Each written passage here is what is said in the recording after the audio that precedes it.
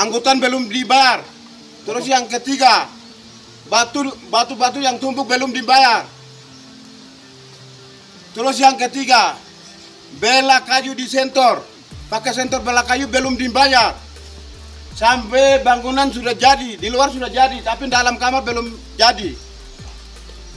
Viral di media sosial video gerombolan anggota organisasi Papua Merdeka atau kelompok kriminal bersenjata menyandera 14 pekerja pembangunan puskesmas di Kabupaten Puncak, Papua Tengah. Mereka juga diancam oleh OPM. Informasinya, peristiwa penyanderaan itu terjadi di lokasi pembangunan puskesmas Sinak Barat, Kabupaten Puncak, pada Sabtu, 31 2024 lalu. Para pekerja tampak berjongkok dan diawasi sejumlah pelaku yang bersenjata lengkap. Salah satu pelaku yang mengenakan topi dan berkacamata hitam tampak berbicara. Dalam pernyataan sikapnya, pelaku meminta sejumlah uang. Salah satu anggota OPM berjaket warna hitam dan mengenakan topi berdiri paling depan. Pria tersebut berbicara menyampaikan tuntutannya dan mempertanyakan anggaran proyek. Pelaku mendesak Pemkab Puncak mengeluarkan anggaran pembangunan puskesmas distrik Sinak Barat. Dia berdalih anggaran itu untuk membayar masyarakat. Dalam laporan selanjutnya, sebanyak 14 pekerja pembangunan puskesmas itu telah diperbolehkan meninggalkan wilayah oleh pasukan OPM setelah permintaan mereka dipenuhi. Mereka diperbolehkan pulang oleh OPM setelah upaya negosiasi yang dilakukan pemerintah kabupaten, Pemkab Puncak dan aparat keamanan TNI Polri, serta adanya pembayaran hutang pembangunan sebesar R3 miliar dari PTG kepada OPM pimpinan Klenak Murib dan Lekagak Telenggeng melalui utusan dan pengawas pelaksana kontraktor. Mereka menuntut dibayarkannya upah pekerja dan material yang diambil dari masyarakat, seperti batu, pasir, dan kayu. Berbagai material itu digunakan untuk membangun puskesmas Sinak Barat. Sementara mengenai progres pembangunan puskesmas yang dikerjakan, saat ini sudah mencapai 90%, dan pekerjaannya dihentikan sementara atas permintaan pemerintah setempat melalui dinas terkait. Pada Jumat, 6 Desember 2024, para pekerja ini telah dievakuasi ke Kabupaten Mimika.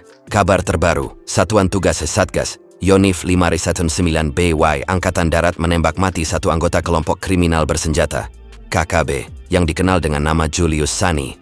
Julius Sani tewas saat baku tembak dengan aparat gabungan di wilayah Kampung Joparu, Distrik Sugapa, Kabupaten Intan Jaya, Provinsi Papua Tengah, Minggu, 8/12/2024.